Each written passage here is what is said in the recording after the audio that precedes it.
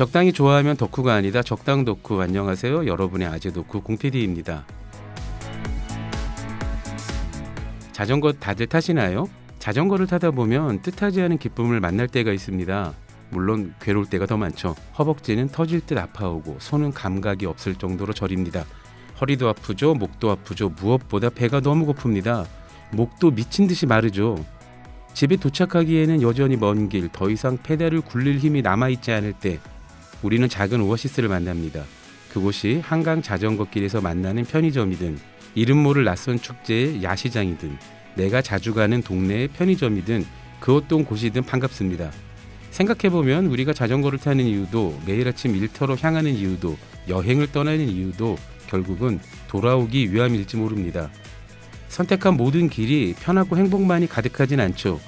우리는 어느 순간에 우리의 지친 다리와 몸을 쉬고 타는 듯한 갈증을 그리고 줄인 배에 에너지를 채울 수 있는 무언가를 만나게 됩니다. 그게 인생이죠. 그리고 자전거를 탈 때 쉬지 않고 페달을 밟을 수 있는 이유가 됩니다. 오늘 적당 덕후에서 모시는 분은 힘들고 지치고 배고픈 라이딩 끝에서 만나는 작은 오아시스 같은 분입니다. 물론 자전거 덕후 중에서도 상덕후시죠. 지금 시작합니다.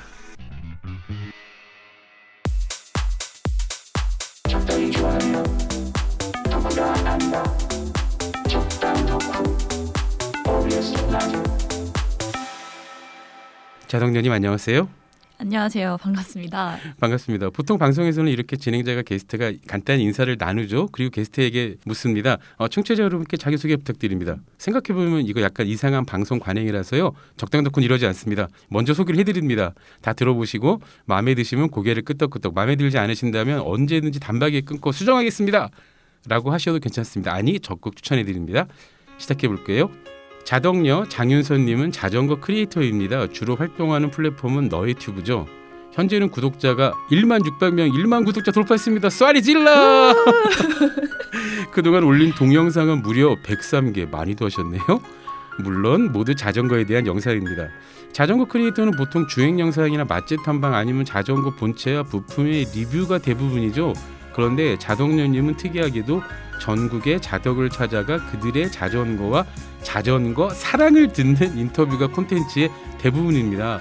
그런데 인터뷰 방식이 아주 친근하다 못해 이웃집 친구 같은, 친척 누나 같은 친한 친구의 딸처럼 사근하고 부드럽습니다. 여기까지 설명 어떻습니까? 이 집 대본 맛집이네요. 자주 불러주세요. 아마 올해 들을 칭찬을 다 들은 것 같아요. 너의튜브에서 중점적으로 활동하시지만은 인별그램에서도 인플루언서로 활동 중이지 않습니까? 아 그렇죠. 인별그램도 열심히 하고 있습니다. 네, 이왕 시작한 김에 일단 너의튜브 채널 홍보부터 시작하시죠. 저희는 홍보 적극 추천합니다. 아 홍보요? 네. 아 자덕녀 구독, 좋아요, 알림 설정 이거 벌써 받고 들어가고요. 벌써 받고 들어가고 그다음에 뭐 전국 자덕 다 네. 만나고 있고요. 좋아하는 자전거 좋아하는 사람들 다 만나고 있고 네. 그런 분들 언제나 인터뷰 환영입니다. 그렇죠. 네. 저희가 보통 방송에서 개인 채널들에 대한 홍보를 좀 자제해 주세요라고 부탁드리지 않습니까? 자신 있게 홍보를 더 해주세요라고 말씀드리는 거는 아주 공익적 성격이 강한 채널이기 때문이죠. 지금 같은 기후 위기의 시대에 탄소 배출을 최소한으로 하는 친환경 운동 기구이자 출퇴근 수단, 이동 수단이 자전거 타기를 권장하는 이런 채널은 더 알려져야 됩니다. 감사합니다. 그럼요. 아니 사실 우리가 생각해 보면 대중교통 많이 이용하라고 하는데 대중교통이 의외로 불편하신 분들도 꽤 있을 거예요. 그러니까 노선을 여러 번 환승해야 되거나 자덕녀님은 잘하실 거예요. 전국 방방 곳곳을 다니면서 전국의 자덕들을 만나시니까 한국이 의외로 자전거 도로가 너무 잘 돼 있죠. 네 맞아요. 네. 끊기지 않아요. 춘천은 그러니까요. 정말 어딜 가나 저 춘천에 있으니까 네. 자전거 도로가 끊기지 않고 어디까지나 갈 수 있어요. 진짜 신기하게. 그렇죠. 춘천에서 시작하면 서울까지도 서울도 당연히 오시고요. 네. 인천 아라뱃길 끝까지도 가실 수 있고요. 네. 그리고 한강 자전거길을 따라 낙동강 자전거길 따라 부산까지 갈 수 있습니다. 맞아요. 논스톱으로. 그리고 국도 정지가 가능하니까. 그렇죠. 거의 네. 대부분이 거의 90% 이상이 또 자전거 전용 도로잖아요. 맞아요. 그러니까요. 그러니까 의외로 많은 분들이 모르시는 것 같은데 한국이 우리나라가 자전거 타기 최적화되어 있습니다. 자전거 고속도로가 있는 나라라고도 할 수 있는 거예요. 어떻게 보면은. 그렇죠. 네. 그러니까 저도 사실 외국 나가서 자전거를 타기 전에는 잘 몰랐는데 의외로 우리만큼 자전거 타기 좋은 인프라가 잘 갖춘 나라가 없잖아요. 맞아요. 그렇죠. 자동님도 해외 몇 번 나가 자전거를 가지고 나가보셨죠? 해외는 안 가봤고 제주도 가봤습니다. 아 제주도. 네. 제주도. 네. 제주도도 잘 돼 있어요. 제주도 잘 돼 있죠. 네네네. 그렇죠. 몇 달 전에 발리 가보시지 않으셨나요? 몰디브. 아 몰디브. 네. 아 몰디브였군요. 네. 아 더 좋은 데 가셨구나. 조금 더 멀리. 네, 몰디브 다녔습니다. 몰디브에서도 자전거를 타셨잖아요. 가져가진 않으셨지만. 거기 있는 걸 대여해서 탔죠. 많이는 들어봤는데 어디에 있는 곳입니까? 몰디브가 그 스리랑카 쪽? 스리랑카. 네, 되게 들어가 있는 섬이에요. 신혼여행지로 각광받는 곳이긴 한데 설마 신혼여행으로 다녀오신 건가요? 네, 그렇습니다. 신혼여행 갔다가 네, 이렇게 레코더 켜고 카메라 켜고 하는 네. 유튜버 있을까요? 아 그러니까 네. 참 크리에이터들은 신혼여행을 가서도 콘텐츠를 만들어야 되는 네, 그 욕심이 좀 나더라고요. 예, 자연스럽게 그런 직업이 나뉘어요. 그럼 지금 직업은 전업 크리에이터신 거죠? 네, 지금은 그렇게 하고 그렇죠. 있습니다. 주로 활동하시는 곳은 너희튜브. 네, 그럼요. 네, 너희튜브고 시작은 언제 하신 건가요? 시작은 작년에 했어요. 2월 말 3월 초. 네. 그럼 지금 한 18개월 정도 됐는데 네. 그동안 업로드한 동영상 수가 103개. 네. 그러면 거의 일주일에 2개씩 꼬박꼬박. 네, 그랬죠. 일주일에 2개씩. 요즘은 1개씩 올리고 있는데 어쨌든 예. 작년에는 2개씩. 예. 그러니까 그게 사실 일주일에 한 편 만드는 것도 초고도 근면 성실이 필요하지 않습니까? 네, 쉽진 않더라고요. 특히 제일 어려운 게 뭐 기획이라 그러는데 기획의 더 중요한 부분은 섭외죠. 네, 섭외도 섭외고 기획도 저는 사실 제가 전문가가 아니다 보니까 이제 하는데 다 오래 걸려요. 다 오래 걸리고 다 배워야 되고. 아니 그렇게 말씀하시는 분이 지금 기획력이 너무 좋지 않아요. 그냥 그런가요? 그러니까 생각해 보면 이거 마르지 않는 셈이거든요. 전국에 있는 자독들을 찾아가 그들에게 인터뷰를 한다. 네. 그럼 전국의 자독들이 최소한 몇몇 명은 있을 거고요. 그 중에 말 잘하는 사람 10%만 줄인다 그래도 최소 몇천 명은 확보된 거 아닙니까? 네, 그런 점에서는 되게 좋은 것 같아요. 그러니까요. 장점인 것 같아요. 그러니까 처음에는 이제 그런 자독들을 섭외하는 게 일이었지만 지금은 제보가 되게 많이 오고 있죠. 네, 신청이 감사하게도 어. 네, 많은 분들이 신청을 해주고 계십니다. 그러니까요. 네. 내가 찐자독이다. 나를 불러달라. 네. 사실은 수줍게 말씀드리면 자덕연님과 저의 인연도 제가 저도 자덕인데 저 한번 인터뷰 해보실? 이라고 메일을 보내드렸고 근데 그건 사실 포석이었죠. 그걸로 이제 인터뷰를 한 다음에 OBS가 인천국제 1인 미디어 페스티벌을 3년 동안 진행했었고 제가 거기 총괄 PM했거든요. 거기에 공익적 크리에이터를 모시려고 찾다 보니 자덕연님은 저는 원래 구독자였고 아 이런 분이 나오면 되게 좋겠는데 그럼 일단 내가 저분 채널에 나가서 인터뷰를 당한 다음에 인터뷰가 끝난 다음에 저희 이런 행사에 있는데 초대하겠습니다. 아, 그런 큰 그림이 있었군요. 네, 덥석. 네. 제 입장에선 귀인을 만났습니다. 네, 생각보다 제가 음흉합니다. 네, 감사합니다. 아, 그러니까요. 기회를 주셔가지고. 예, 그렇게 해서 이제 저희 OBS와 인연을 맺으셨고 이제 작년 인천 송도에서 행사를 같이 했었죠. 그리고 얼마 전에 또 OBS 라디오도 출연하셨어요. 맞아요. 네. 기후 만민 공동회. 네, 오늘의 기후라는 오늘의 프로그램이 기후. 네, 네. 그렇죠. 사실 오늘의 기후 때 이제 당연히 오늘의 기후는 기후환경 프로그램이니까 친환경 이동 수단을 평소에 애용하고 권장하는 네. 그런 공익적 크리에이터는 당연히 모시는 건데요. 사실 그 전에 오늘의 기후도 그 시민 기후 DJ를 선발 오디션을 했었어요. 네네네. 예, 그 스판 영상에도 출연을 하셔서 아, 그거요? 네, 그러셨죠. 아, 홍보 영상. 그렇죠. 홍보 맞아요. 영상 모집 영상에 예, 거기도 출연하셨습니다. 그래서 네. 아마 그 영상이 OBS 라디오에 너의 튜브에 올라간 그리고 인별그램에 올라간 첫 번째 공식 영상이었습니다. 네. 그렇게 영광스러울 수가. 아니 저는 사실은 그러니까 대본을 네. 이렇게 드리고 이렇게 멘트를 해주세요. 그러니까 당연히 저희가 촬영을 나가야 되는데 너무 정신이 없고 그리고 또 크리에이터시니까 직접 촬영도 하시잖아요. 예, 그래서 좀 부탁을 드렸는데 심지어 그걸 깔끔하게 컷 편집까지 해서 보내주셨어요. 아예 저희 그런 민낯을 보여드리기가 좀 그래가지고 약간의 화장을 했다 그럴까요? 아, 메이크업을 너무 살짝 감사하게도 그 컷 편집도 제가 해야 되는데 그래서 이제 저희는 되게 편하게 후반 작업만 하면 되는. 네. 네. 네, 근데 색 보정 나름 괜찮았어요. 아, 너무 마음에 들었습니다. 네, 열심히 했습니다. 평생 소장하겠습니다. 그런 영상들은 OBS 공식 너희튜브와 그리고 자덕연님 인별그램에 올라가도 보실 수 있어요. 네, 맞아요. 네, 인별그램 주소는 어떻게 되나요? JADEOKGIRL. 네, 맞아요. 자덕거리군요. 네네, 그냥 맞아요. 자덕걸. 지금 1인 크리에이터를 하시는데 사실 혼자 하시는 건 아니고 몰디브에 같이 갔던 그분과 아, 네, 감사하게도. 예, 네. 남편분과 같이 두 분이 하시는 거죠. 네. 기획은 주로 어떻게 하세요? 기획은 네. 신청서 보내주시잖아요. 네네. 많은 분들이 이제 인터뷰 음. 하고 싶다고 신청서 보내주시면 글 안에 이야기하고 싶은 주제 쓰는 데가 있어요. 네, 그럼 거기다가 이제 다 하고 싶은 이야기들을 써주세요. 네. 네, 그러면 이제 저는 그 컨셉을 잡아가지고 음. 어떤 질문으로 이끌어가면 좋을지는 자료 조사를 좀 많이 하는 편이에요. 자료 조사 어떻게 하십니까? 궁금하다. 아, 영업 비밀인데. 공개할 수 있는 정도까지만. 그러니까 네, 요즘에 이제 뭐 대단한 건 아니고요. 구글 트렌드나 뭐 이런 트렌드 조사를 좀 해요. 그래서 자전거 판에서 자전거 이쪽에서 네네. 사람들이 대체 지금 요즘 궁금해하는 게 뭔지, 또 요즘 좋아하는 게 뭔지 이런 그렇군요. 것들을 좀 사전 조사를 충분히 해서 좀 기획을 지문지를 좀 만들어가는 편입니다. 사람들이 요새 자전거판에서 어떤 걸 제일 궁금해하고 어떤 게 가장 최신 트렌드인가요? 가격입니다. 역시 가격. 네, 네, 제가 찾아본 바로는 가격이 제일 사람들이 많이 반응하는 것 같아요. 지금 방송을 듣고 계신 청취자분들 중에는 자전거를 잘 모르시는 분들, 자전거를 안 타시는 분들, 그러니까 자전거 옛날에 한번 타봤지 내가 언제 타봤지 분도 있을 거예요. 그래서 기억을 10년 전, 20년 전, 30년 전 자전거 가격을 생각하시면 정말 기절하실 거예요. 네, 맞아요. 요즘은 어마어마한 숫자죠. 아니 그 정말 놀라운 게 요새는 1,000만 원 넘는 자전거가 너무 흔한 시대 아닙니까? 네, 맞아요. 한강 자전거길 나가면 한 3분 5분마다 저 1,000만 원, 1,200만 원, 1,500만 원, 뭐 어떤 거 저거 2,000만 원 돌린 자전거인데 맞아요. 여러분 안 믿기시죠? 저도 최근에 이제 인터뷰하셨던 분들 중에서 거의 100명 만났는데 네. 제일 비싼 자전거가 네. 얼마일 것 같으신가요? 제일 비싼 거라고 말씀하시니까 3,000? 맞아요. 3천만 원이 넘더라고요. 세상에. 차 한 대값 아닙니까? 그러니까요. 세상에 진짜 여러분 그런 세상이 됐습니다. 네, 진짜로요. 네, 근데 이렇게 말씀드리니까 청취자분들이 이거 사치네 무슨 자전거에 1,000만 원씩이나 투자해. 그런데 그분들이 그렇게 자전거를 사랑하는 이유가 무엇일까요? 그렇게 비싼 자전거를 원하시는 이유가? 하차감이라고 하던데. 하차감이라고 여러분 안 들어보셨죠? 이게 내렸을 때 네. 남이 날 봐주는 그 시선. 그러니까 사실은 뭐. 그 자동차 커뮤니티에서 쓰던 말이잖아요. 네. 저는 이제 자전거 덕후기도 하지만 여러분 제가 또 자전거 덕후기도 합니다. 엄청난 덕력을 갖고 계시죠. 아니. 네. 예, 그냥 이제 막 자린이와 자청소년, 자전거 어린이와 자전거 청소년의 경계에 있는 질풍노도의 시기를 겪고 있는 그 정도 수준이고요. 대단한 자전거는 아니고요. 아무튼 여러분이 짐작하셨겠지만 제가 덕질을 하는 게 굉장히 많습니다. 지난주까지는 밀리터리 덕후였었죠. 오늘은 자전거 덕후고요. 매일매일 바뀌는군요.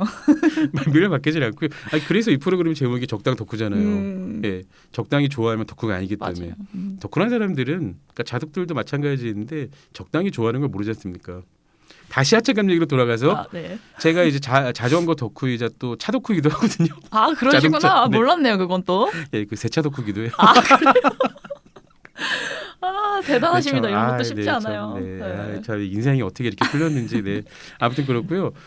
자동차 커뮤니티에서 하차감이란 말을 많이 하거든요. 이 차는 하차감이 좋아. 근데 생각해 보면 그것만큼 바보 같은 말이 없습니다. 그래요? 아니 그 생각해 보세요. 그러니까 결국 비싼 차 그리고 예쁘고 비싼 자전거를 타는 이유가 내가 내렸을 때 사람들이 봐주기를 원하는 거잖아요. 그럼 나의 존재는 결국 남들의 시선에 의해 평가받는 것으로 내가 규정하는 거지 않습니까? 그 자신감이 없는 거예요. 왜? 자존감이 없는 거죠. 왜 그래요? 왜? 하차감 저 정말 싫어거든요. 세상에 승차감은 뭐 오케이 그래 그럴 수 있어요. 승차감은 뭐 사람마다 다른 건데 그러니까 차도 보통 한국 사람들은 굉장히 스펀지 같은 말랑말랑한 승차감을 좋아하잖아요. 근데 이제 차량의 운동성만 생각하면 승차감은 딱딱한 게 더 좋긴 합니다. 그래서 저도 딱딱한 차를 더 좋아하거든요. 그래야 코너링 할 때 쏠리지도 않고 그렇기 때문에 물론 공도에서 그러진 않습니다. 서킷에서 그러는 건데 그래서 이제 쫀득쫀득한 타이어와 강력한 그립력과 아주 딱딱한 승차감 그걸 이제 차덕후들은 이렇게 얘기하거든요. 노면 상태를 읽는다고. 그러니까 그 오른쪽 뒷바퀴 3cm짜리 돌 하나 둘 셋 15cm 간격으로 걸려 있었구나 이런 식으로. 몰랐어요. 이렇게까지 자동차 덕후신지. 근데 이제 자전거도 사실 그 주행감 할 때 그런 것들 있잖아요. 노면을 그대로 읽는 자전거. 대부분의 이제 로드바이크, 로드사이클링이라 그런 것들이 이렇게 딱딱한 거고 MTB 같은 뭐 하이브리드 같은 게 좀 더 푹신푹신하게 말랑말랑하게 다니는 건데 근데 어쨌건 하차감이라는 표현은 조금 그래요. 아마 자전거 덕후 여러분들이 하차감 말고는 달리 표현할 방법이 없어서 맞아요. 예, 그리고 자전거 커뮤니티 동호회들에서 하차기라는 말을 쓰니까 써도 괜찮은가 보다라고 말씀하시는 것 같은데 여러분 그러지 않으셔도 됩니다. 그냥 여러분이 그 자전거를 사랑하시는 여러 가지 이유가 있는데 적당한 표현을 아직 못 찾아서 하차감이라고 표현하시는 것 같아요. 맞아요. 네. 그런 것 같네요. 제가 괜히 하차감을 꺼냈나? 아니. 생각이 드네요. 아니 그러니까 저도 그 동호인 여러분들이 하차감이라고 얘기하는 거는 이해가 되긴 해요. 사실 자전거 동호회만큼 그 자기가 보유한 자전거 기종에 대해서 은근히 자랑하고 싶은 호승심 이런 것들 어마어마하지 않습니까? 있죠.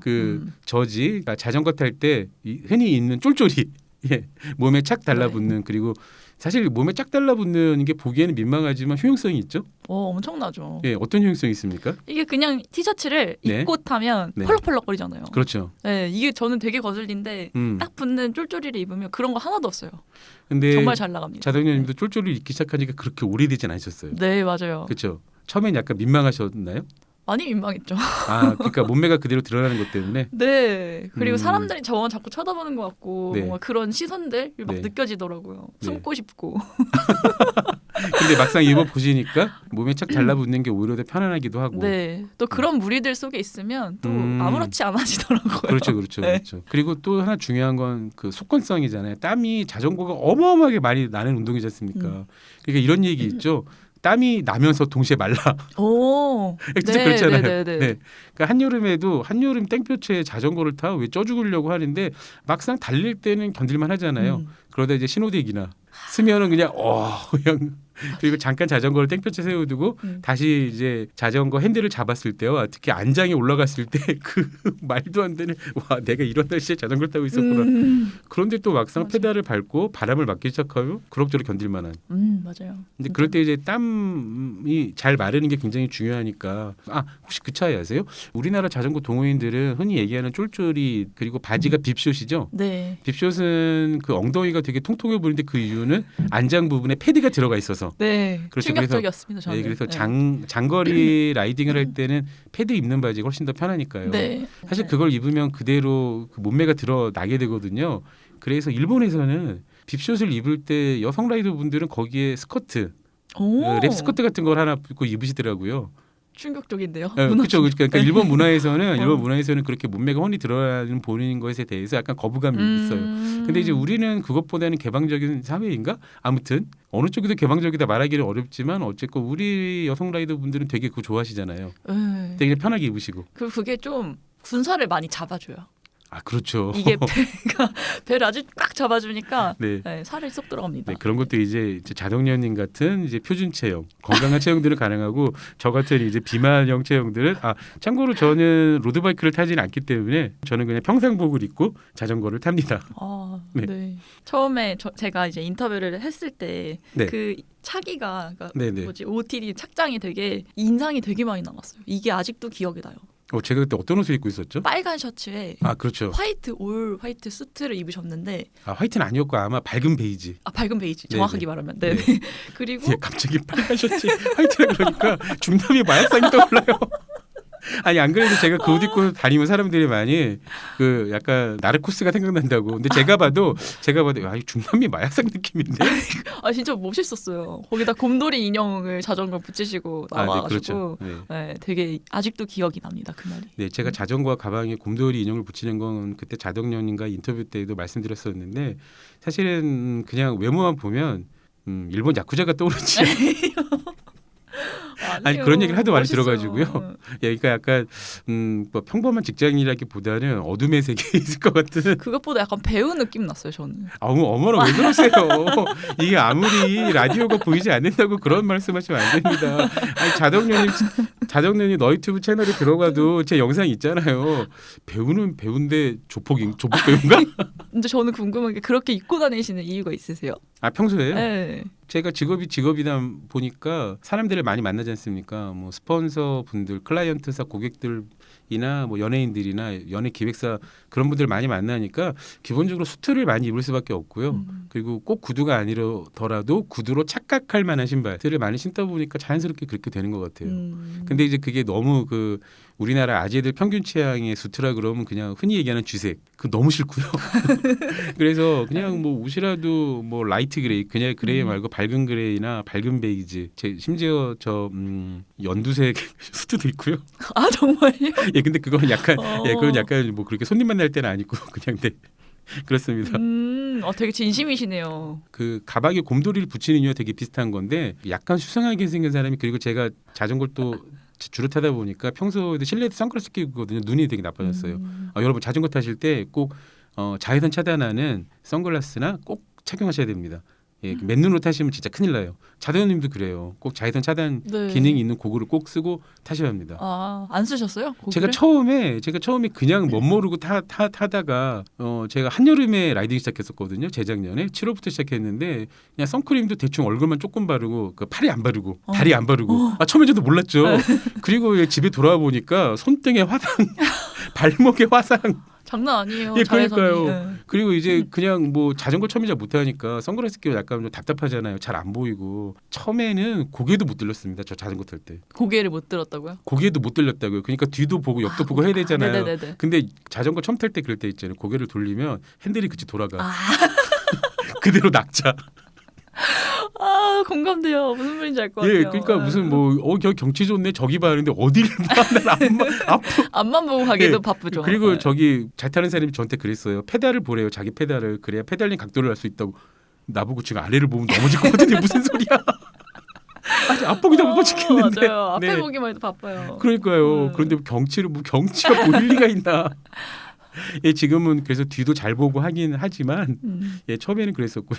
아니 지금 또 쓸데없는 수다를 떨고 있네요. 선글라스 얘기하고 있었는데 그렇죠? 그러니까요. 곰들이 얘기하겠었고 그래서 선글라스 끼고 있고 수트를 입고 있고 그런 좀 수상해 보이는 사람이니까 자전거와 가방에 곰돌이를 붙이면 사람들이 약간 안심해요. 아 저렇게까지 나쁜 사람은 아니겠죠. 그러니까 가방과 자전거에 곰돌이를 붙이고 다니는 사람이면 그렇게까지 흉악한 사람은 아닐 거야라고 약간 사람들이 안심을 합니다. 근데 생각해 보면 더 수상해 보일까? 아니 오늘 제 얘기하는 건 중요한 건 아닌 거니까. 그동안 이제 한 100분 정도의 자전거 덕후들을 만나셨어요. 전국 방방곳곳을 다니셨어요. 그렇죠. 네, 그렇죠. 제주도도 가보시고. 네. 그럼 역시 가장 멀리 간 건 제주도시겠네요. 네, 몰디브 한 번 있고. 몰디브는 누구 인터뷰하러 가신 건 아니고 신혼여행. 인터뷰 하러 간 거예요. 잠깐만요. 인터뷰하러 가신 거예요? 네, 신혼여행으로 네. 가신 거예요? 겸사겸사 신혼여행 가신 갔다가 네. 이거 몰디브에는 자덕 없나 이런 네. 생각이 들더라고요. 콘텐츠를 하나 찍고 갈 생각이. 세상에. 그래가지고 이제 일단 카메라 챙겼죠. 네. 네, 그리고 거기 자전거 타시는 분께 보면서 한 네. 번만 인터뷰해달라. 거기 외국인인가요? 아니면 외국인이에요. 몰디브 사람입니다. 아 그때 봤던 그 매니저 호텔 매니저 말씀하시는 아, 거구나. 네네네. 아 그럼 그거 사전에 섭외한 게 아니 현장에서 아니에요. 섭외하신 거예요? 네네. 여러분 제가 설명드릴게요. 자동녀님이 신혼여행을 몰디브로 가셨는데 이왕 간 김에 콘텐츠 나라를 만들어 오겠다는 생각을 하시고 거기서 묵고있던 호텔이었나요? 네. 네, 호텔에 리조트에서, 네. 매니저가 자전거를 타는 걸 보고 우리 인터뷰합시다. 그래서 맞다. 자동녀님이 영어를 굉장히 잘하셨습니다. 정말 아닙니다. 인상적이었어요. 편집의 힘을. 자기 표현을 정확하게 하시는 걸 보고 순간 그 생각했잖아요. 유학 갔다 오셨나? 교환학생 아 교환학생. 1년 정도? 그렇군요. 예, 어디로 갔다 오셨어요? 미국 갔다 왔어요. 아 미국. 네. 그렇구나. 어쩐지. 아유 근데 진짜 편집이 얼마나 이게 큰 힘을 발휘하는지. 편집은 누가 하시나요? 편집은 작년까지는 저희 둘이 같이 하다가 네. 올해부터는 편집자분이 도와주고 계세요. 네. 아 이게 편집자가 정해졌다는 얘기는 이제 드디어 유의미한 수익이 조금 나기 시작했다. 아닙니다. 이제 사람들이 진짜 많이 그렇게 오해를 하시는데 네. 진짜 인풋 대비 아웃풋이 훨씬 많고 정말 투자하는 겁니다. 네, 그래서 모든 걸 다 맡기지 않고 제가 어느 정도 컷을 다 해서 네. 1차 러프 네, 가편본을 1차 로. 드리면 그분이 후반 작업을 네, 그렇죠. 그렇군요. 아 저는 최근에 편집이 많이 늦었네라는 생각을 해보고. 전문가의 힘은 또 다르더라고요. 근데 사실 이제 구독자 1만이 그 우리가 흔히 뭐 구독자 10만, 20만, 50만, 100만을 보니까 구독자 1만 하는데 구독자 1만 여러분 전체 크리에이터 중에 1%도 1만에 도달하지 못합니다. 아 그래요? 저 몰랐는데요. 그럼요, 정말요. 아니 1000명 도달하는 것도 사실 그렇게 만만한 일 아니에요. 예, OBS 라디오 FM 99.9 공식 채널 여러분 구독 좋아요 자동료 채널. 조태구 알람까지. 이거 주택구 하면 사람들이 오해했을 수 있으니까요. 와. 너튜브를 잘 모르시는 분들 있잖아요. 다 풀어서 하나씩 설명해 주세요. 좋아요. 좋아요, 댓글. 댓글, 구독, 알림 설정, 알림 설정까지. 네. 그래서 조태꾸라고 말씀드린 거예요. 여러분 요거 아닙니다. 요거 오해하시면 안 돼요. 좋아요, 구독, 알림 설정. 네. 예, 입니다. 그동안 100분 넘는 자전거 덕후들을 인터뷰하면서 가장 기억에 남는 분이 있을까? 이 질문은 되게 많이 들으실 것 같아요. 네, 근데 저는 앞에 계신 분이라고 말씀을 드리고 싶어요. 아까 말씀드렸잖아요. 빨간 셔츠에 화이트 수트 이렇게 입고 나오신 분이 없었어요. 다시 말씀드리면 화이트는 아니고요. 밝은 베이지색. 베이지입니다. 네, 밝은 베이지. 아니 화이트가 너무 맞아요. 화이트의 종류도 수백만 가지니까. 네. 그래서 아무튼 자전거에 또 곰돌이 달려 있었고, 그렇죠. 네. 그리고 유류값 그때 말씀해 주셨는데 유류값 아껴가지고 자전거에 투자하신다 그랬어요. 그러니까 네. 제가 이제 본격적으로 자전거를 타다 보니까 1년에 보통 자동차를 15,000km에서 25,000 사이를 왔다 갔다 하잖아요. 보통 평균일 거예요. 그런데 자전거를 타다 보니까 1년 동안 그 자동차 마일리지가 7,000km 이하로 줄었고요. 지금은 제가 3,000km가 안 됩니다. 이야. 그러다 보니까 또 제가 자동차에 그 고급 휘발유 집어넣거든요. 역시 자동차 덕후시네요. 뭐 그동안을 반성하죠. 고급유를 넣는다는 거는 그만큼 엔진이 고효율이란 얘기고 그만큼 탄소 배출을 많이 했다는 이야기입니다. 그래서 그걸 반성하는 의미에서 지금은 자동차 운행을 정말 극도로 줄이고 있고요. 그러니까 하다못해 지금 비가 온다 그러면 그냥 대중교통만 이용하고요. 그렇게 해서 좀 이왕 하는 거 확실하게 줄이자. 그러다 보니까 1년에 기름값을 유류비를 자동차 탈 때는 250만 원, 300만 원 넘을 때 350만 원 썼었거든요. 그런데 그게 100만 원, 70만 원, 지금은 한 연간 80만 원이 안 되는 것 같아요. 돈을 많이 아끼셨겠네요. 근데 그때 인터뷰 때 말씀드렸지만 그 돈보다 더 많은 돈이 자전거에 들어갔습니다. 그러니까 여러분 재테크 하려면 자전거가 도움이 안 돼요. 전혀 안 됩니다.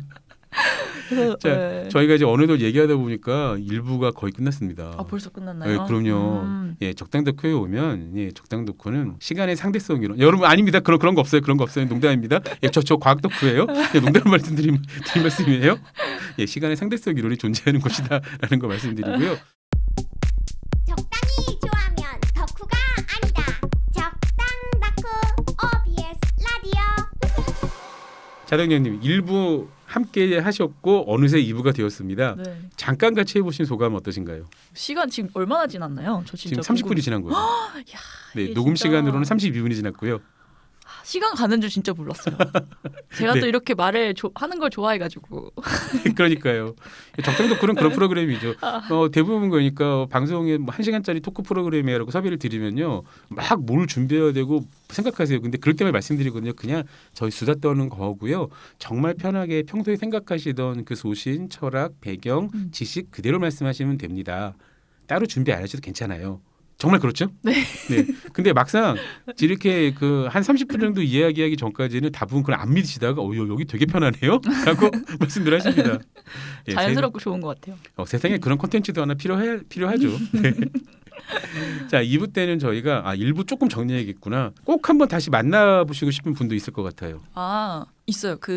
제 채널 초창기 때 네. 70대 어르신을 만난 적이 있어요. 보셨는지 모르겠는데 네. 그분이 그때 70대인데 70대가 되고 나서 로드 그래블 자전거를 시작하신 거예요. 네, 기억납니다. 네네. 그래서 전 그게 되게 대단했거든요. 원래 우선 그래블 자전거가 어떤 것인지. 그래블은 로드 자전거는 이제 선수들 타는 것처럼 빠른 거죠. 네, 빠르고 허리를 말고 이렇게 타는 거잖아요. 곱등이 자세. 네, 곱등이 자세로 제가 정했는데 그런 자세를 타는 건데 그래블은 그런 자세 플러스 바퀴가 좀 더 두꺼워요. 그렇죠. 네, 그래서 그냥 일반 도로를 타는 거 플러스 좀 더 자갈길이라든지 좀 비포장도로 같은데도 쉽게 갈 수 있는. 그렇죠. 그래블이란 말이 자갈이란 뜻인데 그렇다고 이제 MTB처럼 산악용 자전거처럼 그렇게 크고 웅장하게 생긴 것은 아닌데 생긴 거는 로드바이크처럼 얄쌍하게 날씬하고 예쁘게 생겼는데 바퀴는 그런 길도 다닐 수 있게 만든 거. 네, 그렇죠. 그래서 이제 그 분이 70대 자덕분이 그걸 타셨어요. 네, 그 연세면은 사실은 그 포지션 하기가 쉽지 않은데. 그렇죠. 네, 근데 그 포지션을 하고 뭔가 새롭게 도전을 했다는 거. 전 그게 너무 인상적이었고. 그래서 그분이 지금도 자전거를 타고 계신지 너무 궁금했어요. 200회 특집 때 꼭 한번 다시 모셔주세요. 그러니까요. 그런데 지금 캐나다에 계셔가지고 잘 지내시죠? 핑계김에 캐나다? 핑계김에 캐나다 가야 되나요? 너희 튜브를 하시는 크리에이터로서 최종 목표랄까? 꼭 하시고 싶은 꿈이 있을까요? 2가지인 것 같아요. 일단 첫 번째는 자연에서 네. 그 힐링을 느끼는 아웃도어가 등산도 있고 네. 여러 가지가 스포츠가 있을 텐데 네. 그 중에서도 저는 자전거가 속도감도 그렇고 자연을 가까이서 느끼는 게 네. 느끼기 가장 좋은 운동인 것 같아요. 네. 그래서 제 채널에서 많은 이제 게스트 분들께서도 자연에서 느끼는 그 힐링감을 많이 얘기하시거든요. 그래서 안 타시는 분들도 제 영상을 보고 그 자연이 주는 그 어떤 치유 힐링감을 느끼게 네. 하는 거, 그게 첫 번째 목표고요. 네. 그 두 번째는 자전거 하면 많은 분들이 그 로드 자전거 생각하세요. 그렇죠. 근데 이제 그걸 생각하시니까 입문의 장벽이 굉장히 높다고 예, 생각하시는 것 높죠. 같거든요. 일단 저 불편한 짓을 내가 할 수 있을 것인가, 와, 저 쫄쫄이라고 저지라고 불리는 저 옷을 내가 과연 입어도 되는 것인가. 맞아요. 많은 사람들이 그렇게 생각을 하니까. 네. 그래서 제 채널에서 많은 분들이 또 다양한 장르 자전거 갖고 나오시잖아요. 네. 그래서 자기만의 방식으로 다 그 자전거를 즐기고 있거든요. 그래서 영상을 보시고 좀 용기를 얻어서 아. 네, 나도 나만의 방식으로 자전거를 즐길 수 있다. 어. 그래서 한 명이라도 더 입문하게 어. 만드는 거, 그게 목표입니다. 야, 그러니까 힐링과 영감, 위안을 주고 용기를 북돋아주는 네. 인스피레이션 앤 힐링. 그래서 제 영상 보고 한 명이라도 어떤 자전거가 됐든 하이브리드가 됐든 뭐가 됐든 도전해 보시는 거, 그게 제 목표입니다. 그건 어느 정도 꿈을 이루신 것 같아요. 그러니까 제가 알기로는 지금은 그 이 채널에 나가서 내가 나가보고 싶다고 출연 신청을 하는 신청이 꽤 많이 들어오고 있는 걸로 알고 있어요. 네, 많이 들어오고 있습니다. 그렇죠. 감사하게. 그러니까 열심히 그리고 하겠습니다. 저도 자전거 채널을 보다 보면 그런 생각하고 있어요. 진짜 세상에 별의별 사람이 많이 있구나. 정말 아니 물론 그분들도 저를 보고 그렇게 생각하시겠지만 예, 저도 똑같이 야 정말 세상에 다양한 사람들이 다양한 방법으로 자전거를 좋아하는구나. 저도 매번 만날 때마다 그래서 기대하고 가요. 이분은 또 어떤 분이실까? 자동녀님 지금 자전거는 어떤 기종이죠? 저는 역시 로드바이크? 네, 네. 알땡. 네, 예. 알파인드? 리을 파인드. 네, 다시 봐. 예, 우리말로 하면 다시 봐라는 다시 브랜드죠. 네. 네, 그런 브랜드인데 네. 일단 뭐 하얀색이에요, 프레임이. 네, 올 화이트여가지고 사진이 굉장히 잘 봤습니다. 아 그렇군요. 네, 그래서 제가 어떤 옷을 입어도 네. 자전거가 받쳐준다. 아 그거는 본인이 미녀시라서 아니 아름다우셔서 하는 거 아닙니까? 그런 얘기가 아니고요. 실례되는 질문이다만 자전거의 가격대를 여쭤봐도 괜찮을까요? 네, 괜찮아요. 네. 250만 원. 제 건 굉장히 저렴한 편입니다. 야 그러니까요. 이게 로드바이크 세계에서는 250이면 뭐 적당한 성능을 나는 적당하고 해야 되는데 보통 사람들이 무슨 자전거가 250만 원씩이나 해 라고 생각하실 거란 말이에요. 엄마한테 많이 혼났습니다. 아 결혼하시기 전에 구입하신 네. 건가요? 네. 처음에 자전거 입문하시게 된 계기도 지금의 남편분 때문이라고 들었습니다. 네네네. 입문하게 된 계기는 남편이 남자친구였어요. 작년에 남자친구였는데 갑자기 저한테 네. 선물을 사줬는데 그게 자전거였어. 그 지금 자전거. 아니 설마 250. 자전거로 프로포즈를 한 건가요? 그거는 아닌데. 아니고. 네. 근데 이제 원래 그렇게 비싼 걸 저한테 선물을 잘 안 해주는데 아. 자전거를 갑자기 네. 250만 원짜리를 사온 거죠. 네. 그래서 그거를 줘서 뭐 자전거가 250만 원이나 하냐, 난 못한다. 그쵸 처음에 그 생각하셨죠. 네네. 그 자전거 250만 원씩이나. 그걸 해. 어떻게 넘어지면 250만 원짜리 백을 사줘. 제가 속마음이 사실 그랬어요. 그러니까요. 근데 이제 사왔으니까 어떻게 해요? 네. 한번 타봐야죠. 근데 타고 네. 봤는데 이제 그게 너무 잘 나가고 그걸 타다 보니까 또 예뻐요 이게. 네. 그래서 그냥 타게 됐어요. 그리고 시작된 개미지옥. 네, 그렇게 됐죠. 처음에 자전거만 사주신 거죠. 저지나 다른 용품, 기타 용품 같은 하나도 것들은. 네, 뭘 사야 될지도 모르고 심지어 남자니까 여자가 네. 어떤 옷을 입는지 잘 몰라요. 그쵸, 네, 그쵸. 그래서 이제 저는 너의 튜브를 네. 시작하게 된 계기도 사실은 제가 배우고 싶었어요. 저희가 하나도 모르니까. 아. 사람들이 대체 뭘 어떻게 옷을 어떤 걸 입고 네. 요즘에 어떻게 타고 어딜 가고 네, 이런 네, 게 되게 네. 궁금하기도 했거든요. 한편으로는. 그래서 다른 사람들은 어떻게 타세요? 뭐 어떤 자전거 타세요? 어디서 타세요? 네, 어떤 무슨 옷 옷 입으세요? 입으세요? 라고 네. 시작한 게 지금 이렇게 시작은 미미했으나 그 끝은 심히 창대하리라의 전형적인 표본을 보여주시는. 네, 저 지금 100명 인터뷰하고 빠삭해졌습니다. 그런 부분. 예, 그러니까 심지어 네. 이제 그게 전업까지 된 직업까지 된. 네. 와 대단하십니다. 지금 남편분도 그럼 자전거를 잘 타시겠네요. 이제 저보다 못 타요. 아 이거 무슨 얘기죠? 이거 재밌다. 이거 무슨 얘기입니까? 저를 입문시켜놓고 네. 본인이 자태기에 빠졌어요. 어머나. 자태기라고 하면은 자전거 권태기. 그렇죠. 자전거 권태기를 자태기라고 하죠. 네, 어머나 그래서 세상에. 너의 튜브에서 네. 이제 게스트분들을 많이 만나다 보니까 네네. 성향이 구분이 돼요. 어떤 분들은 레이싱을 좋아하시고 아 그렇군요. 꾸미는 거, 튜닝 하시는 네네. 거 좋아하는 분이 있고 네. 관상형이 있어요. 관상형. 자전거 전시를 해놓고 그렇죠, 그냥 그렇죠. 관상하시는 분. 맞습니다. 저희 남편은 관상형입니다. 일단 관상용이라면 남편분 자전거도 만만찮게 고가일 것 같아요. 에, 비싸죠. 제 거보다 비싸요. 네, 그렇게 해놓고 지금은 네. 집에 전시를 하고 있다. 그렇군요. 먼지를 좀 가끔 닦아주면서. 거실에 있죠. 아, 방에 이렇게 2개 그렇죠. 걸어놨는데. 예. 그러니까 이것도 이제 잘 모르시는 분들은 왜 그 흙 묻은 자전거를 방 안에 놔? 여러분 그런 분들이 있습니다. 예. 집에 들어가기 전에 이제 깨끗하게 자전거를 박박 닦고 타이어에 흙이 엄청 묻잖아요. 맞아요. 그거를 빡빡빡빡 여러 개 닦고 그리고 거실에 전시하는 분들이 있어요. 네. 그리고 거의 그걸 지금. 보면 행복하다고 합니다. 근데 그거요 개인 취향이잖아요. 어떤 분들은 거실에 걸려 있는 유명 작가의 그림을 보고 좋아하시는 분들이 있을 거고 어떤 분들은 무리해서 영혼까지 끌어 모아서 산 100인치 90인치짜리 대형 TV를 보고 좋아하시는 분들이 있을 거고요. 개인의 취향입니다. 맞네요. 그런 걸 보고 좋아하시는 분들도 있고 어떤 분들은 그런 게 화초일 수 있죠. 그렇죠. 여러 가지 식물, 뭐 집안에 화초 농장 키우시는 분들 많이 있잖아요. 요즘에 또 식테크라 그래가지고. 그러니까요. 근데 나는 미니멀리즘 아무것도 없이 치우는 분도 그것도 결국 개인 취향이니까 그런 걸 가지고 우리가 누구를 판단할 수는 없을 것 같고요. 어쨌건 지금 자덕녀님의 남편분은 자전거를 관상용으로 가신다. 아, 너무 팩트 폭력했나? 아니 이게 약간 이제 짐작이 되는 게 지금 자덕녀님이 자전거를 굉장히 열심히 타시잖아요. 어차피 인터뷰를 하려면 그 인터뷰어들과 자전거를 또 타기도 하니까 네. 전국 방방 곳곳을 그러다 보면 자연스럽게 실력 향상이 될 겁니다. 아, 그리고 이게 이름에서 주는 게 있어요. 압박감. 자덕연대. 그렇죠. 네 자덕연대 자전거를 타. 약간 이런 언덕을 것 못 올라가 막 조금만 타면 숨 차고 힘들고 아, 이름을 제가 너무 빡세게 지어가지고 안 탈 수가 없습니다. 자전거 신생아라는 표현도 하잖아요. 한떨기 자전거 신생아였던 자생아, 네, 그렇죠. 그러니까 이제 남편분께서 내 여자친구 지금 그죠 부부죠. 그 사람이 내가 처음에는 열심히 끌어주고 이렇게 해야 되는데 어느 날 나보다 잘 타. 나는 지치는데 저 사람 지치지도 않아. 막 쌩쌩 가고 한 바퀴 더 10km만 더 타. 왜? 나 아직 부족해. 여러분 그 표현 아세요? 운동이 좀 부족한데 좀 모자란데 좀 더 타야겠는데? 그럴 때 있잖아요. 아, 네네. 예, 조금 부족할 때. 10km만 더 들어볼까? 언덕한만 더 가보자. 그럴 때 있잖아요. 저도 처음에 이해가 안 됐었거든요. 아니 뭐가 부족해 힘들어 죽겠는데. 근데 저도 지금 그래요. 부족한데 1시간만 더 탈까? 약간 근질근질할 때가 있어요. 예, 그러니까 그냥 이미 들어가기엔 아쉽고. 이미 4시간을 탔는데 그러니까 이미 100km를 넘었어. 이미 130km 탔는데 150km만 채워볼까? 그럴 때가 있잖아요. 맞아요. 네, 있어요. 그러니까요. 생기더라고요. 네, 이거 정말 보통 잘 이해 못하실 텐데 그럴 때가 있습니다.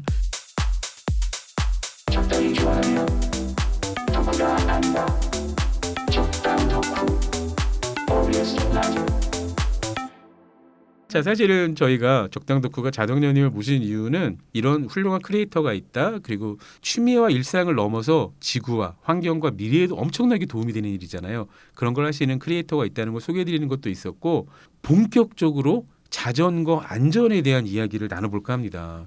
그러니까 사실은 지금 자전거가 굉장히 각광받는 이동수단이 됐죠. 잘 모르실 텐데요. 의외로 자전거가 빠르고 편리하고 안락합니다. 그렇죠. 네. 그러니까 사실 자전거로 10km를 탄다 그러면 힘들어 어떻게 타 하는데 약간만 훈련이 되면 여기서 약간이라는 건 2달, 3달? 정말 길어야. 충분하죠. 그 정도만 되면 10km는 너무 가깝게 느껴지실 거예요. 그리고 실제로 정말 천천히 가도 10km면은 30분 정도면 충분히 도착할 수 있는 겁니다. 근데 사실 잘 생각해 보세요. 막히는 시내길을 버스나 택시를 타고 간다 그러면 10km 30분 나옵니다. 그렇죠. 네. 그리고 더 나올 때도 있어요. 근데 자전거를 타고 가면은 일단 기분이 좋아요. 자전거가 의외로 이 수도권 같은 데서는 막히는 도심 구간이면 의외로 굉장히 훌륭한 교통수단이죠. 그리고 차 막힐 때 지나가면은 너무 기분 좋아요. 쾌감이 있죠. 네. 쾌감이 있죠. 내가 맞습니다. 더 빨라 약간 이런 거. 네. 맞습니다. 쾌감이 있죠. 네. 그렇게 해서 매우 유용한 교통수단인데 그래서 자전거 타시는 분들도 감염병 시대, 대유행 시대 이후로 굉장히 많이 늘었어요. 엄청나게 늘었죠. 네. 그만큼 자전거 빌런들도 늘어났습니다. 그래서 네. 그런 빌런들에 대해서 자전거 안전 문화에 대해서 한번 얘기를 해볼 거예요. 제가 생각하는 거 지금의 자전거 문화는 꼭 8, 90년대 자동차 문화 같다는 생각이 듭니다. 지금은 이제 병목 구간 같은 것들 합류 구간이죠. 나타나면 자동차들이 누가 얘기하지 않아도 저쪽 차선 한대 이번에 내 차례 이런 것이 암묵적으로 굉장히 자연스럽게 지켜지잖아요. 근데 8, 90년대에는 무조건 머리를 밀었습니다. 빵빵빵빵빵빵 그리고 내가 먼저 갈 거야 하고 그리고 심지어 한 10년 전 생각해 보세요. 10년 전쯤에 너유튜브 같은 그런 동영상 플랫폼에서 모세의 기적이라는 표현 되게 많이 일어났죠. 119가 지나가니까 앰뷸런스가 지나가니까 차들이 열리는 지금 그런 거 없죠. 왜냐하면 너무 당연하니까. 네. 그렇죠. 저 뒤에서 사이렌 소리, 앰뷸런스 소리가 들리면 뭐 119인가 응급차인가 그럼 비켜야지 너무 자연스럽잖아요. 기적이 아니에요 이제. 네, 그 일상. 네, 너무 당연한 거지. 그렇죠.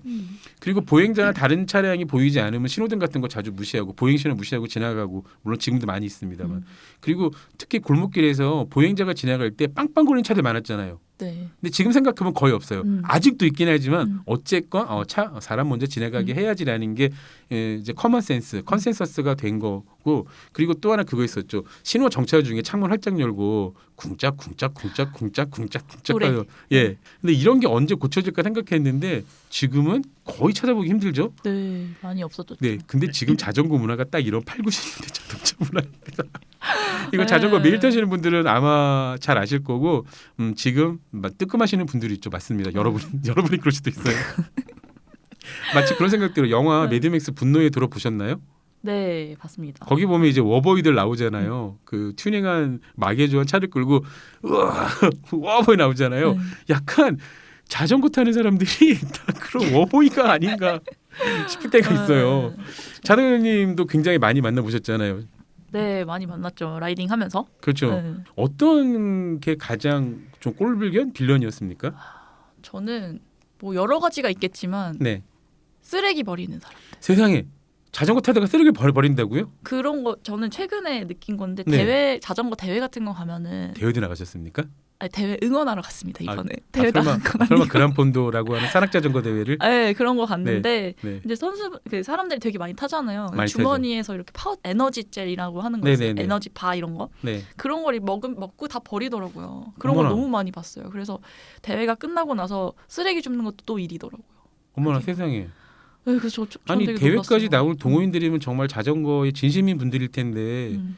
그러시면 그분들 평소에도 그럴 확률이 되게 높은데. 그러니까요. 대회에서 그랬으면 일반적으로 그냥 타실 때도 네. 그러실까? 뭐 아닐 수도 있겠지만 네, 네, 네. 어쨌든 그랬습니다. 오 그래서 충격적인데요. 네. 아마 그런 거까지 다 신경 쓸 겨를이 없었을 수도 있어요. 왜냐하면 너무 대회가 빡세니까. 그럴 수 있죠. 네네네. 그런데 그렇다 그래도 용서되지는 않는 것 같아요. 예. 자동차로 취하면 그런 얘기잖아요. 물을 뭐 페트병에 마시고 픽 뭐, 버리는 거. 예, 창문 열고 버리는 것과 뭐가 다른 거죠? 그럴 수 있겠네요. 예, 완전 똑같은 거잖아요. 맞아요. 네.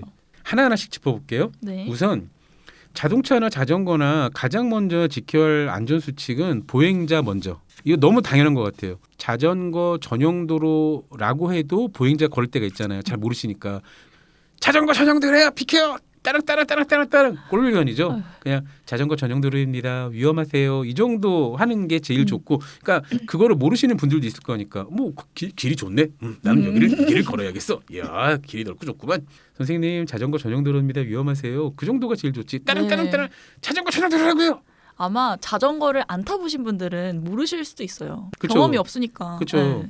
그리고 우리나라 자전거 도로가 잘 돼 있긴 한데 도심에서의 자전거 도로가 그게 사실 보행자 겸용 도로도 많이 있습니다. 같이. 그리고 네. 예, 자전거를 타는 사람도 이게 자전거 전용 도로인지 보행자 겸용 도로인지 몰라요. 바닥에 표시도 안 돼 있어요. 네. 그러니까 법상으로는 도로교통법상으로는 자전거 전용 도로는 자전거만.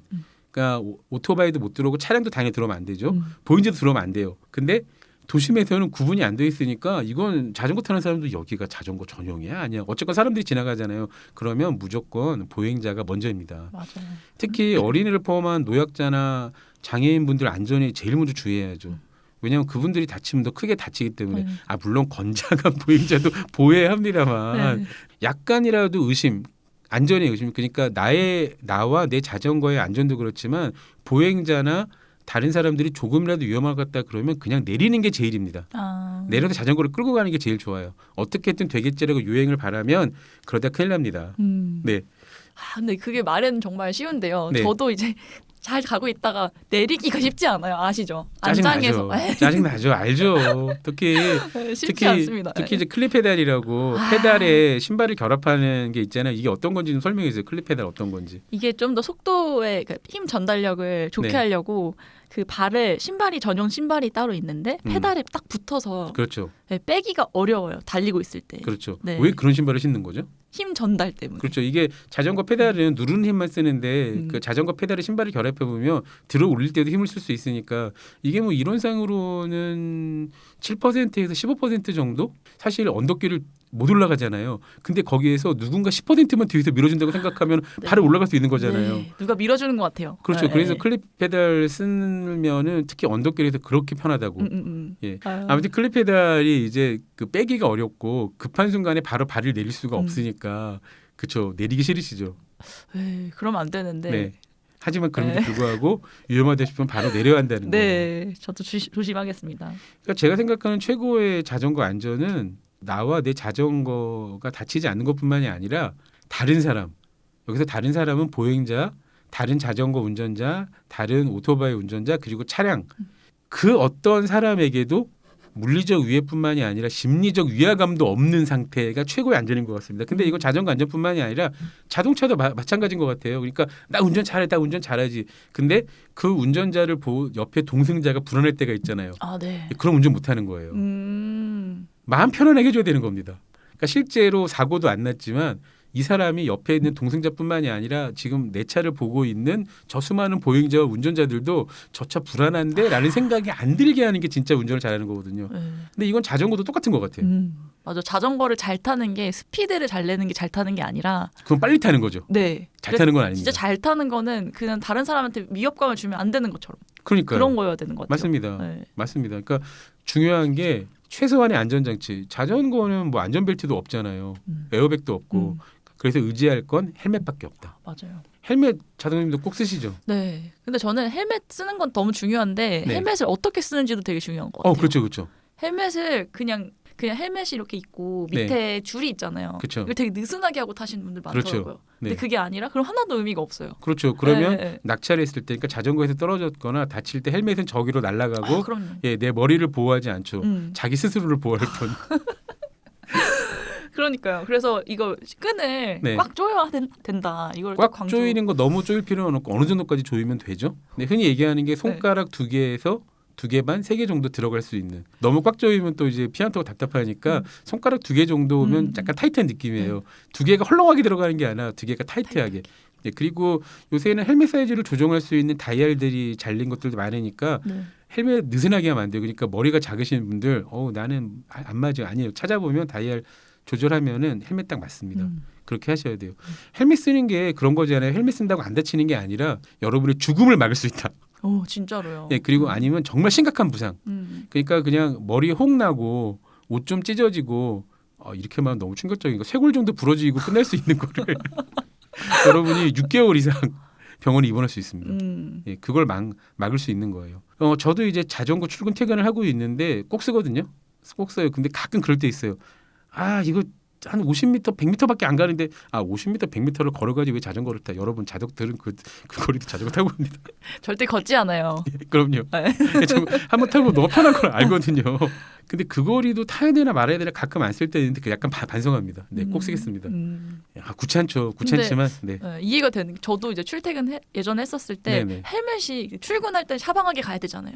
머리도 눌리면 안 되고. 그쵸, 근데 그쵸. 이게 땀에 짓눌려가지고 막 이런 상태로 네. 회사 출근하기가 조금 그럴 때는 있는데 네. 그럼에도 불구하고 자전거 탈 거면 진짜 헬멧은 그거 써야죠. 써야 돼요. 근데 이제 자동녀님 같은 미모의 여성분은 그런 게 걱정되는데 저같이 이제 외모를 포기한 아재들은 네, 어차피 사람들은 제 얼굴을 보고 불쾌감밖에 느끼지 않기 때문에 에이. 시선을 분산시켜요. 그래서 옷으로, 신발로, 가방으로, 곰돌이로 그렇죠. 빨간 셔츠를 입으신 건가요? 시선을 분산시켜 줍니다. 재밌네요. 예, 그렇기 때문에 이제 그러는 거고요. 그리고 자전거에도 전조등, 후미등을 꼭 달아야 된다고 말씀드렸는데 무슨 자전거 전조등, 후미등이에요, 여러분. 이솝우화에 나오는 우화 있었잖아요. 이솝우화에 시각장애인이 한밤에 초롱불을 들고 들어갑니다. 그걸 보고 사람이 얘기해요. 아니 당신은 시각장애인인데 왜 앞도 보이지 않는데 왜 초롱불을 들고 갑니까? 이 사람이 이렇게 얘기하죠. 그래야 다른 사람들이 나를 보고 부딪히지 않을 거다니요. 자전거 전조등, 후미등이 딱 그거예요. 후미등이죠, 그게. 예. 전조등도 사실 마찬가지입니다. 그러니까 전조등이 내가 바닥을 보기 위함도 있긴 하지만 더 큰 목적은 다른 차량과 다른 보행자와 다른 운전자들이 나를 보기 위함. 알림. 그렇죠. 후미등도 마찬가지고요. 그래서 요새는 자동차도 데일라이트라 그래서 주간 주행등이라는 거 많이 있잖아요. 저 그거 꼭 의무화해야 된다고 봅니다. 그게 북미 같은 유럽 같은 데에서는 대부분 의무거든요. 그래서 네. 내가 따로 자동차의 조명을 켜지 헤드라이트를 켜지 않더라도 주행등이 그냥 들어와요. 근데 그게 주간에도 꽤 도움이 됩니다. 근데 자전거도 마찬가지인 것 같아요. 자전거도 야간뿐만이 아니라 저도 주간에는 보통 전조등을 전멸로 해놓고 다니거든요. 그래요? 특히 공도 주행할 때. 그러니까 인도도 마찬가지고 그래야 저쪽에서 멀리 있는 사람들도 저기 멀리서 저기 뭐 깜빡 뭐 자전거인가 뭐 오나라고 멀리서 캐치할 수 있잖아요. 그렇기 때문에. 그리고 후미등은 말할 것도 없죠. 후미등은 정말 야간 주행을 한다 그러면 여러분 자전거가 의외로 안 보이고요. 자전거 탈 때 또 특히 남자분들 같은 경우에 어두운 색상 많이 입잖아요. 맞아요. 진짜 안 보입니다. 정말 안 보입니다. 반사 테이프나 그런 걸 어디 붙여놓는다 그래도 반사 테이프는 조명을 비춰야 닿는 거잖아요. 그렇기 때문에 자전거 후미등을 꼭 켜놓고 다니셔야 됩니다. 여러분을 못 봐서 운전자가 여러분 자전거를 피하려고 사고를 냈다고 생각해 보세요. 자동차가 다른 차를 충격했거나 추돌했거나 아니면 보행자를 쳤다고 생각해 보십시오. 그럼 여러분은 그 책임 없이 그런 거 아무것도 뒤에 사고 났네고 그냥 유유히 자기 갈 길 가겠죠. 근데 그 사고 책임 누구에게 있는 겁니까? 본인한테 있죠. 그러니까요. 그럼 정말 억울하지 않아요? 그렇게 해서 다친 사람이나 또 본의 아니게 과실치상을 입힌 운전자는 그렇잖아요. 그러네요. 네, 여러분을 다치지 않게, 여러분을 치지 않게 하기 위해서 피해서 다른 사람을 다 다치게 한 건데, 그러니까 그렇게 생각하면은 자전거에도 전조등과 후미등 꼭 필요합니다. 이거 비싼 것도 필요 없잖아요. 요즘은 저렴한 것도 많이 나오니까. 예, 심지어 자전거 커뮤니티에서 흔히 하는 농담으로 죽은 소라는 가게가 있죠. 예, 영어라 생각해 보세요. 소가 죽었습니다. 죽은 소. 예, 영어라 생각해 보세요. 예, 그 1,000원짜리 물건을 많이 파는 그곳에 가면 자전거 후미등 같은 거 2-3천 원에서 5천 원대에 구할 수 있습니다. 비싼 거 안 사셔도 돼요. 물론 비싼 거 몇십만 원짜리도 있어요. 근데 그럴 필요 없죠. 그것이 뭐 개인의 선택이니까.